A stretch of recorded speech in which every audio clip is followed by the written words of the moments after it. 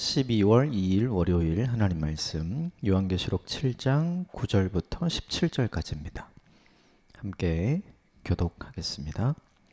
9절입니다.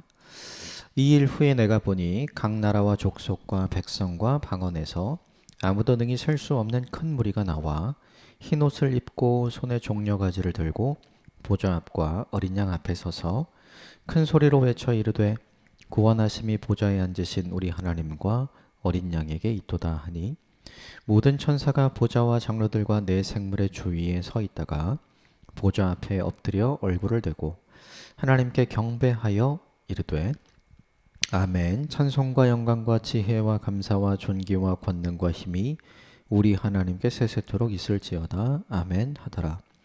장로 중 하나가 응답하여 나에게 이르되 이 흰 옷 입은 자들이 누구며 또 어디서 왔느냐? 내가 말하기를 내 주여 당신이 아시나이다 하니 그가 나에게 이르되 이는 큰 환난에서 나오는 자들인데 어린 양의 피에 그 옷을 씻어 희게 하였느니라. 그러므로 그들이 하나님의 보좌 앞에 있고 또 그의 성전에서 밤낮 하나님을 섬김에 보좌에 앉으시니가 그들 위에 장막을 치시리니 그들이 다시는 줄이지도 아니하며 목마르지도 아니하고 해나 아무 뜨거운 기운에 상하지도 아니하리니 이는 보좌 가운데 계신 어린 양이 그들의 목자가 되사 생명수 샘으로 인도하시고 하나님께서 그들의 눈에서 모든 눈물을 씻어 주실 것임이라. 아멘. 이것은 하나님의 말씀입니다. 6장 제일 마지막 내용이 이제 일곱 번째 인을 떼는 내용이죠.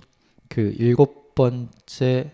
여섯 번째 인이죠. 여섯 번째 인을 떼는 내용이고, 그리고 일곱 번째 인은 이제 7장 다음에 8장에서 이제 떼게 되면 일곱 번째 인 다음에 이제 등장하는 또 다른 일곱 나팔이 등장을 하게 됩니다.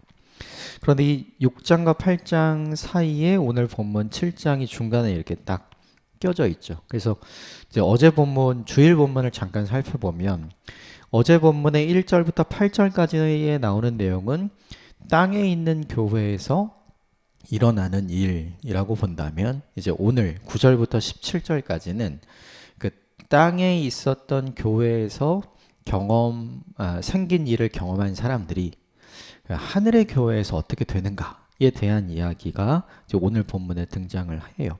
이게 이제 왜 중요하냐면 우리가 계속해서 요한계시록을 살펴보면서 이야기했는데 알파와 오메가이신 주님, 시작과 끝이신 주님, 끝이신 주님이 오시게 되면 사실은 누군가에게는 심판이 임하죠. 그게 이 본문의 배경으로 치자면 이제 로마가 될 것이고, 그리고 누군가에게는 구원의 날이 되죠. 그 로마의 압제하에 있던 황제를 주로 하나님으로 신으로 고백하지 않고 예수를 주로 하나님으로 그리고 내 인생의 구원자로 고백했던 믿음을 지킨 사람들에게는 이제 구원의 날이 되는 거죠.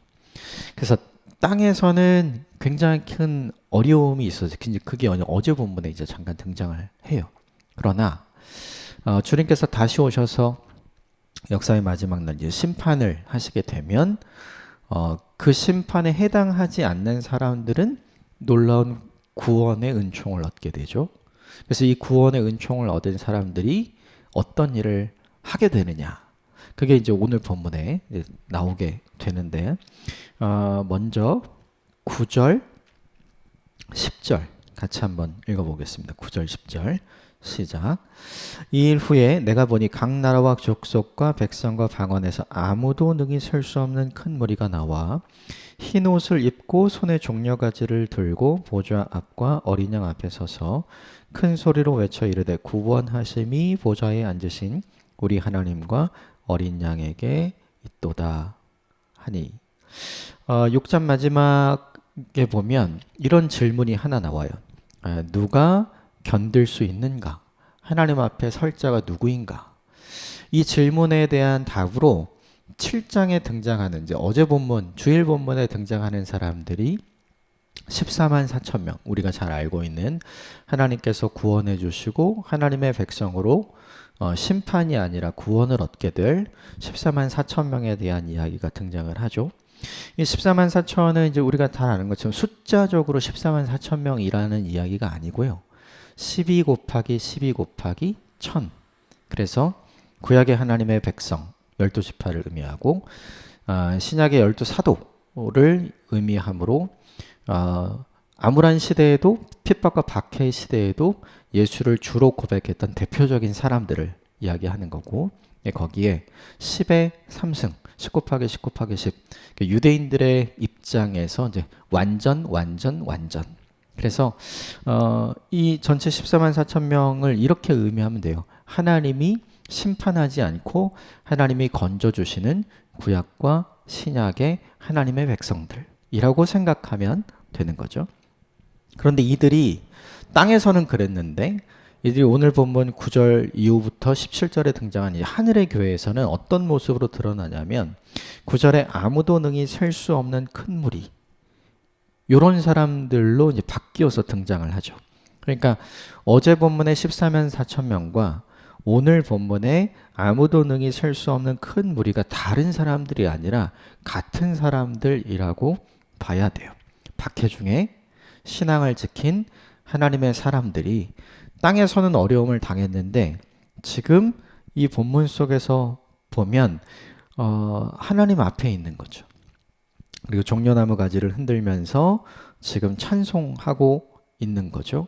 즉 어제 본문 주일 본문에서는 땅에 있는 그래도 고난과 핍박 중에 있었던 그러나 믿음을 지켰던 사람들로 이제 등장을 했지만 이 사람들이 오늘 본문에는 하나님 앞에 있는 하나님의 백성으로 등장을 하게 되는 거죠. 이게 되게 중요한 이슈예요. 왜냐하면 땅에서 믿음을 지킨 하나님의 사람들이 하나님 나라에서 어떻게 되는가를 이 본문이 아주 상징적으로 잘 보여주고 있거든요.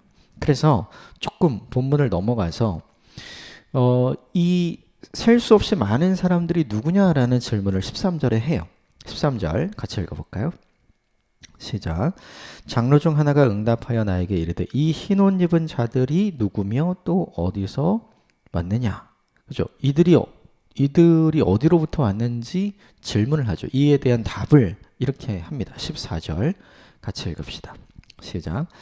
내가 말하기를 내 주여 당신이 아시나이다 하니 그가 나에게 이르되 이는 큰 환난에서 나오는 자들인데 어린 양의 피에 그 옷을 씻어 희게 하였느니라. 큰 환난에서 나오는 자 그리고 어린 양의 피로 씻은 자 이게 누구냐 하면 지금 핍박과 박해 중에 믿음을 지키고 있는 사람들. 주일 본문에 따지면 14만 4천 명이죠. 그런 사람들이고 오늘 요한계시록 전체 본문을 보자면 도미티안의 박해 시대에 소아시아 지역 교회 7개 교회 중에 그래도 믿음을 여전히 잘 지키려고 고군분투하고 있는 믿음의 사람들을 의미하는 거죠. 정리하면 이들은 누구냐면 도미티안 시대, 박해 시대에 예수를 주로 고백하는 사람들인 거죠. 근데 이것이 주는 메시지가 사실은 이제 굉장히 중요한 거예요. 땅에서는 핍박받고 박해받아요. 믿음 때문에. 예수를 주로 고백하는 것 때문에. 그러면 사람들은 땅에서 내가 예수를 믿는다는 것 때문에 핍박받고 박해받으니까 좋은 게 없잖아요. 그러니까 포기하려고 하는 거죠. 그런데 포기하지 말아야 할 이유로 이들이 하늘에서 어떻게 되는지를 이 본문이 보여주는 거예요. 박해와 핍박 중에 믿음을 지키고 있던 그 14만 4천 명의 사람들이 하나님 나라에서 천국에서 천국의 보좌 앞에서 종려나무 가지를 흔들면서 셀 수 없는 많은 무리와 함께 예배하고 함께 찬양하는 모습, 즉 하나님 나라에 함께 있는 모습을 보여주잖아요. 그러니까 그 모습을 알려주면 이 믿음을 지키는 것이 의미가 없는 것이 아니구나. 이 믿음을 우리가 지키면 우리가 결국 소망하고 바랬던 것처럼 주님의 나라에서 주님과 함께 하게 되는구나 라는 결론을 미리 보여주고 알게 되는 거죠.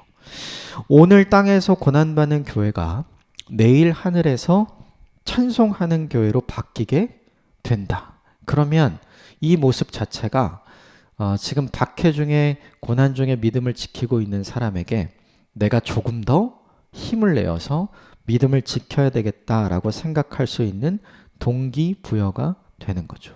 왜 그런가? 현실의 고난이 그들에게 더 큰 어려움이 아니었어요. 도미티안 박해 시대를 살아갔던 1세기 그리스도인들에게 가장 중요한 핵심 질문은 왜 주님이 다시 오시지 않는가? 왜 주님은 우리와 함께 계시지 않는가? 왜 주님은 우리를 돕지 않으시는가? 이 세 가지 질문이었잖아요. 계속 저희가 살펴봤잖아요. 그 중에서 제일 중요한 게 뭐냐면 왜 약속이 계속해서 지연되는가예요. 내가 다시 올 것을 내가 올라가는 것처럼 내가 다시 오는 걸 볼 자가 분명히 있을 거다. 주님이 약속하셨는데 그 약속이 계속 지연되고 있잖아요. 그러니까 사람들이 어떻게 생각했냐면 아닌 거 아니야? 계속해서 상황과 환경을 바꿔달라고 기도하고 있었는데 상황과 환경은 점점 더 어려워졌어요. 아닌 거 아니야? 이 믿음이 과연 의미가 있는 것인가? 라는 생각을 하게 되는 거였죠. 그런데 이 본문의 내용, 이 환상이 결국 그 믿음을 지키고 있는 사람들이 땅에서는 박해받고 핍박 중에 믿음을 지키는 이 14만 4천 명이 하나님 나라에서 영광스럽게 주님의 보좌 앞에서 찬양하는 하나님의 사람들로 함께 거한다는 걸 보면 그렇지, 우리가 반드시 저렇게 될 거야. 이 믿음을 지키는 게 의미가 있어라는 생각을 하게 되는 거죠. 사실은 이게 굉장히 중요한 거예요. 또 한 가지는 뭐냐 하면 지금 9절부터 14절까지 우리가 읽지는 않았지만 11절, 12절 이렇게 보면 엄청난 찬양의 소리로 찬양을 하거든요. 11절과 12절에 보면 천사들도 그리고 함께 같이 찬양을 하는 장면이 등장을 해요. 그런데 되게 중요한 게 뭐냐면 도미티안의 박해 시대에 사람들은 이렇게 찬양하고 이렇게 예배할 수 없었어요. 소리내서 찬양하고 소리내서 예배하고 소리내서 기도할 수 없었거든요. 왜냐하면 걸리니까요. 그래서 사람들이 했던 게 있어요. 그게 뭐냐 하면 우리가 잘 알고 있는 카타콤으로 들어간 거예요. 지하도시. 지하도시는 로마 권역에 있었던, 로마 치하에 있었던 많은 나라들에게서 발견도 되지만 가장 중심지고 핵심지였었던 로마에서도 발견이 돼요. 로마에서도 대략 60개 정도의 카타콤이 발견이 되었고 그 길이를 전부 합하면 대략 한 590km 정도 된다고 해요. 그러니까 신앙을 자유롭게 고백하기 위해 자유롭게 예배하고 자유롭게 찬송하기 위해 이 땅 위에서는 그렇게 할 수 없었기 때문에 사람들이 어디로 갔냐면 땅 아래로 계속해서 들어간 거죠. 그게 뭐냐 하면 카타콤이 생긴 이유죠. 그러면 그들이 가장 하고 싶었던 게 뭘까요? 땅 아래에서가 아니라 땅 밖에서 찬양하고 싶고 예배하고 싶고 그리고 함께 기도하고 싶고 이걸 너무 하고 싶은 거죠. 그런데 그 일을 지금 어디서 하고 있어요?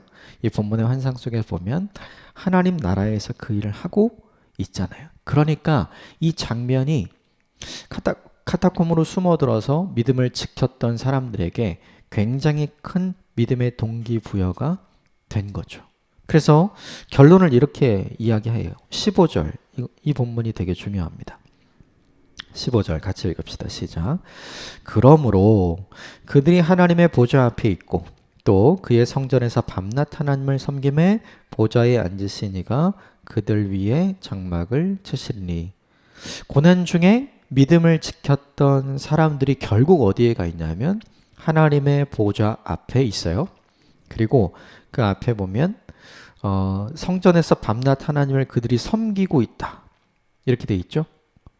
자신들이 꿈에 그리던 하나님과 대면하여 있는 모습, 주님과 함께 있는 모습이 이 본문에서 드러나게 되죠. 그러니까 이 모습 자체가 사람들에게 굉장히 큰 미래의 확신, 우리가 앞으로는 저렇게 될 거야 라는 걸 보여주었기 때문에 현재 고난을 극복하고 이 고난 중에도 믿음을 지켜야 할 충분한 이유가 되었던 거죠. 그런데 이것만 있는 게 아니라 그 주님께서 해주시는 일이 있었어요. 뭐냐면 16절, 17절 같이 읽어볼까요? 시작. 그들이 다시는 졸이지도 아니하며 목마르지도 아니하고 해나 아무 뜨거운 기운에 상하지도 아니하리니 이는 보좌 가운데 계신 어린 양이 그들의 목자가 되사 생명수 샘으로 인도하시고 하나님께서 그들의 눈에서 모든 눈물을 씻어 주실 것입니다. 하나님 보좌 앞에 있는 고난 중에 핍박 중에 박해 중에 믿음을 지켜서 하나님과 함께 있는 사람들에게 하나님이 해주시는 일이 있어요. 첫 번째가 뭐냐면 줄이지 아니하며. 그 1세기 당시에 황제를 하나님으로 고백하지 않는 사람들에게는 조직적이고 체계적인 핍박과 박해가 가해졌어요. 뭐 끌려가서 고난받는 것도 그렇고 죽음을 당하는 것도 그렇지만 이들이 사회적으로 경제 활동을 할 수 없게끔 매장을 시켰어요. 그래서 이제 나중에 나오지만 상업에 종사할 수 있고 물건을 사고 팔 수 있는 표를 줘요. 그 표가 없으면 무언가를 팔 수도 없고 무언가를 얻을 수도 없어요. 살 수도 없어요. 그러니까 철저하게 사회에서 고립되고 그리고 자급자족을 할 수밖에 없는. 그런데 이 시대는 로마는 도시잖아요. 그러니까 대부분 도시 지역에 살고 있는 사람들은 그렇죠. 농업에 종사하지 않는단 말이죠. 다 노예로 살거나 아니면 상업에 관련된 다른 일을 했단 말이에요. 그러니까 여기로부터 철저하게 소외되었기 때문에 사람들이 어떻게 됐냐 하면 줄일 수밖에 없는 거죠. 현실적인 배고픔, 굶주림의 상태에 빠지게 돼요. 두 번째, 목마름도 마찬가지죠. 점점 더 가난하게 될 수밖에 없고 점점 더 피폐해질 수밖에 없었던 거예요. 16절을 보면 해나 아무 뜨거운 기운이 상하지도 아니하리니 이게 왜 나왔냐면 이들이 그래도 신앙의 자유를 얻으려고 지하로 내려갔잖아요. 이 지하 생활을 하면서 급속도로 사람들의 수명이 짧아져요. 그리고 한 번 들어가면 다시는 밖으로 나오지 못하는 사람들도 굉장히 많았었어요. 그래서 이 사람들이 햇빛을 보지 못하기 때문에 면역 체계가 굉장히 약했던 거죠. 그래서 우연히 어떤 일 때문에 그 카타콤 밖으로 나온 사람들은 자신에게 쏟아지는 햇빛만으로도 몸이 상하게 되는 그런 약함과 연약함 속에 있었던 상황을 이게 지금 반영을 하는 거예요. 그들의 삶이 어떻게 피폐해지고 얼마나 힘들고 고난스러웠는지를 보여주는 거죠. 또 하나 이 본문의 17절에 보면 어린 양이 목자가 되어서 생명수 샘으로 인도하신다. 이것도 그 당시 상황과 연결되는 이유가 있어요. 그 당시 그들이 살고 있던 지역 자체가 이제 석회 지역이었기 때문에 땅으로 들어가서 물을 얻으려면 어차피 지하수를 먹어야 되잖아요. 그런데 그 지하수가 전부 다 석회 성분이 들어있는 물밖에 없었던 거죠. 그러니까 없어서 먹긴 하지만 몸에 좋은 물은 아니라 굉장히 해로웠던 물인 거예요.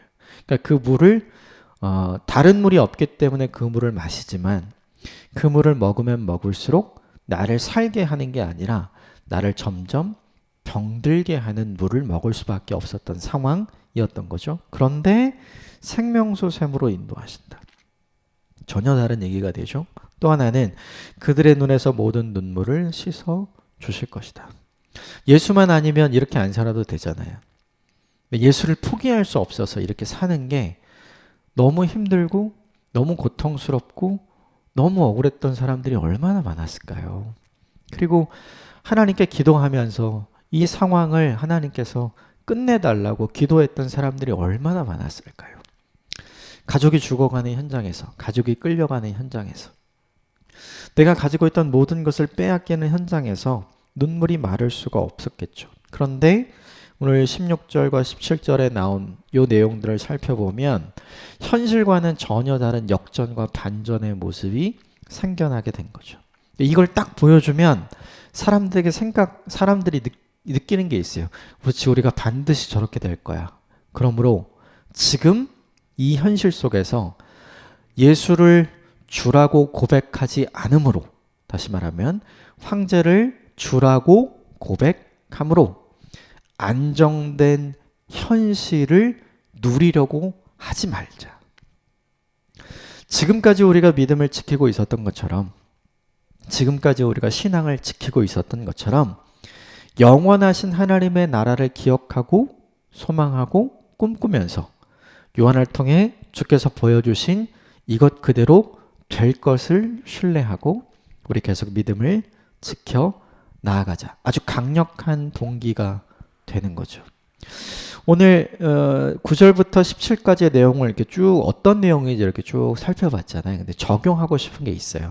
뭐냐 하면 당시 사람들에게 가장 힘들었던 게 무엇이냐면 이거죠. 불편한 거는 불행한 게 아니잖아요. 그리고 편안한 거는 평안한 게 아니잖아요. 그런데 현실을 살아가면서 불편함이 너무 많고 현실을 살아가면서 전혀 편안하지 않았거든요. 그래서 이것을 바꾸려고 시도하는 사람들, 바꿔야겠다고 마음먹는 사람들이 많았었어요. 안정된 인생과 내 영원한 미래를 바꾸려고 하는 사람들. 그런데 오늘 본문은 그렇게 하지 말라는 거죠. 안정된 현실과 영원한 미래를 절대로 바꾸지 마. 그래서 바꾸지 않아야 할 이유와 동기가 되는 모습을 이 본문에서 보여주는 거죠. 신앙이 뭘까를 생각을 해봐요. 신앙은 철저하게 현실에서 누릴 수 있는 것을 모두 누리게 함으로 현실을 행복하게 하고 현실을 편안하게 하는 게 아니에요. 우리가 추구하고 우리가 바라는 영원과 미래는 현실과는 전혀 다른 세계가 되겠죠. 그러나 이 과정에 우리에게 찾아오는 게 뭐냐 하면 불편함이 찾아올 수도 있고요. 그리고 불안함이 찾아올 수도 있죠. 그런데 그것을 현실의 편안함과 또 현실의 행복함으로 절대로 바꾸지 마라. 그것을 바꾸었을 때 이 영원한 미래가 우리에게로부터 멀어지는 결과가 오기 때문에 이것을 기대하고 믿음을 잘 지키라. 이렇게 얘기하는 거죠. 이런 질문을 가끔 받게 되는 것 같아요. 현실이 지옥 같은데 나중에 가는 천국이 무슨 의미가 있는가? 생각을 해보면 나중에 가는 천국이 어떤 건지 잘 몰라서 그런 생각을 해요. 우리가 이렇게 보게 된다면, 이렇게 우리가 알게 된다면 버릴 수가 없죠. 그러니까 결론을 알면 과정이 힘들어도 열심히 버티게 돼 있는 거죠. 요한계시록은 성도들로 하여금 이런 패턴으로 그들의 믿음을 지켜가게 해요. 있는 고난을 없애주는 방법이 아니라 장차 올 영원한 미래를 보여줌으로 현실을 견뎌내고 지나가게 만드는 거죠. 이게 진짜 신앙이죠. 이 신앙을 잘 견지하는 저와 여러분이 되시기를 주님의 이름으로 축복합니다. 불편하다고 다 불행한 건 아니에요. 불안하다고 또 평안이 없는 것도 아니거든요. 우리에게 허락하실 영원한 행복 그리고 영원한 평안함이 있음을 기억하고 그것을 바라보고 오늘 하루도 믿음의 경주를 감당하는 저와 여러분이 되시길 바랍니다. 함께 기도하겠습니다.